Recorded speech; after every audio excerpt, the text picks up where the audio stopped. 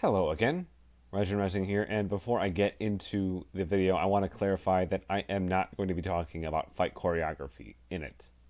Here is my analogy to explain the difference between them. In this scenario, animation is a pair of dancers and the fight choreography is a waltz. If a dance is choreographed, you don't say the dancers danced the waltz poorly if they hit every beat and every motion the way a waltz is choreographed. The dancers did their job, so your problem is not with them. You would instead say the waltz is not a well choreographed dance. This is to say that you don't blame the perfectly paced animations if they did everything a fight was choreographed to do. The animation did its job, so your problem is not with it. Instead, you would say the choreography was bad, and you may be right to say that. Austin Hardwick, who has animated on RWBY since the beginning, said that he animates RWBY fight scenes with dance theory in mind. Fights in RWBY are super purposeful, technically speaking, with how they use poses and shot angles and long or short shots, or how the camera moves, or if it doesn't, it's not just the animation. And in terms of RWBY fights specifically, they are also super purposeful with how characters use their weapons and semblances to fit their unique situations. This is all to say that talking about fight choreography would be pointless in a video purely on how RWBY's animation has evolved over the years. The RWBY crew has mentioned three main things in their animation pipeline: animating by hand, with keyframes, and motion capture. Here's a crash course on 3D animation because not everyone knows these things, of course.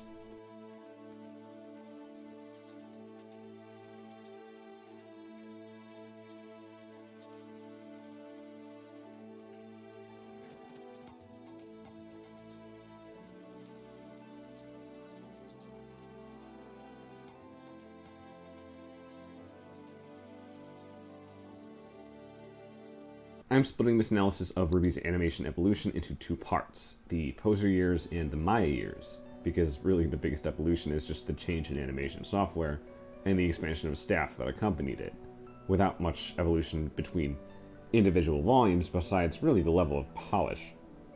Though I'll talk about specific volumes here and there because there is some to say.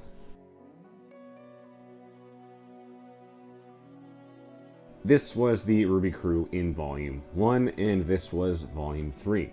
This speaks to the growth the show had in its animation quality and its polish and its look. So the Poser years had better animation over time, but because it was Poser, even the best stuff still had clipping, still had poor walk cycles, still had what looked like unpolished keyframing or motion capture. Some of that is the software's fault, but some of that is from the small staff and kind of just needing to get the project out the door. Walk cycles are a series of animations that make characters walk, but in Poser, because of Poser, no matter the volume, characters appear to walk hovering or gliding over their environment. Monty called this foot sliding. Even in Volume 3, this was still apparent in the vault scene, so the crew would often crop the feet out of the frame, but when they didn't, it was noticeable, because there was no workaround. This was just how Poser was. And another scene in Volume 3 can demonstrate that for all the relatively great animation of the volume, it still had some poor moments. Episode 5. Weiss moves in a way that shows weakness. She's dazed, but once she talks, her model freezes rather abruptly. She locks in place, so her voice carries all the weakness that could have been shown by her body continuing to struggle. Also, Blake and RWBY running to them is a fairly basic animation, as the walk cycle or keyframing or motion capture or whatever it is, again I'm not an animator, is used to quote-unquote put them in their spot without being retouched enough not to distract the viewer. And well, it's also the same animations for both RWBY and Blake, so that doesn't help either. Clipping is another issue throughout the Poser years. Objects phasing through other objects, most usually a character model phasing through itself, like a hand passing through a combat skirt. Though in Volume 2, here is an instance of RWBY's foot clipping through the ground. Speaking of character models, they were very restricted in Poser. And because that caused animation problems, cloth could never be too long. Combat skirts ended above the knee. Nora's bow ended in Volume 1. Monty was on a panel about Rooster Teeth's animation between Volumes 1 and 2, and he gave a peek behind the curtain on what was then new technology implemented for Volume 2 and insight on why he preferred Poser over Maya or other animation software that he'd used for his video games jobs. Season 2, real-time boob physics. Oh yeah. This is something that's going to be available for me in season 2. That there was no physics. All of Ruby's cape, the hair was all animated by hand. So if it ever looked like crap, it means we were lazy. Just for kicks, I'm gonna run it live and drag her. I mean, you can just tell from here that it runs pretty beautifully. The best thing about Poser, the best thing is honestly its ability to reuse and consistently reuse animation. So like I have a library here. This right here means my pose library. I've saved things from as far back as Haloid. I very well understand, believe me, I've animated in Maya, Motion Builder, even 3ds Max in the game jobs I've worked at. Everything is better, but you might not want better. Like in fact, you might want it to not be good because, I mean, the base philosophy behind Red versus Blue was limitation. Like, there were only so many moves you could do. Very often, I kind of just shut the possibilities off because at the end of the day, you need to self-produce and learn that this needs to get out the door. So, Yet, Kim Newman, who'd been in the crew since Volume 3, and also just moved on from Rooster Teeth on good terms, she said that Maya also allows the animator to pull from previous animations. Perhaps the manner of Poser's library is better to Monty, or as an animation software, it's just a much smaller barrier to entry, but they didn't lose an animation library with the switch to Maya.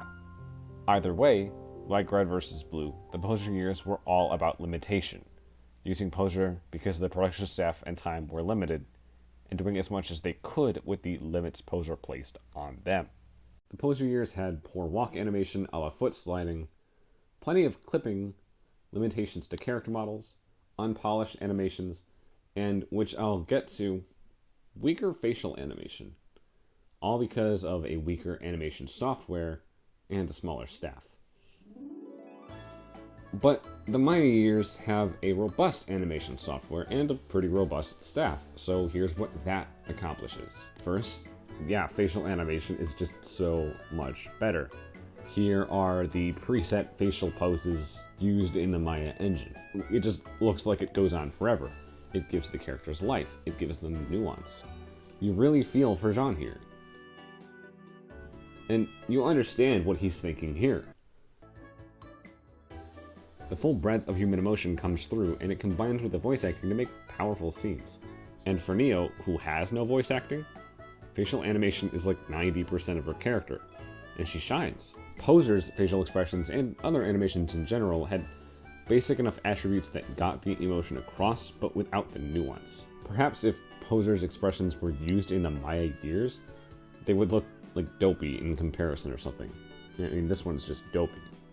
Sorta akin to facial animation is that they actually started animating Blake's ears.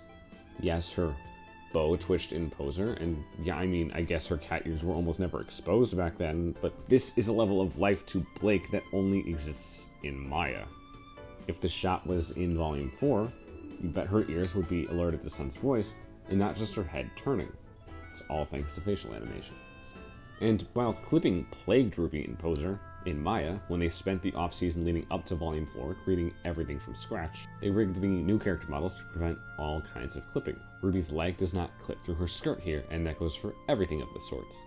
And for walk cycles, after the switch to Maya, there's no such thing as foot sliding anymore. That's just an artifact of Poser that they can leave in the past.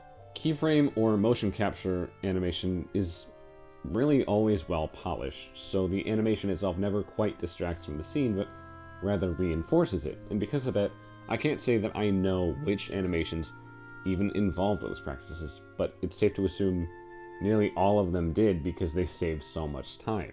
Maybe it feels polished because of the Maya software, or maybe because the production value is so strong, or both because animators have always been trained to use Maya and not Poser, so they just know it better. But either way, solid, fluid animations that capture the moment define Maya's years.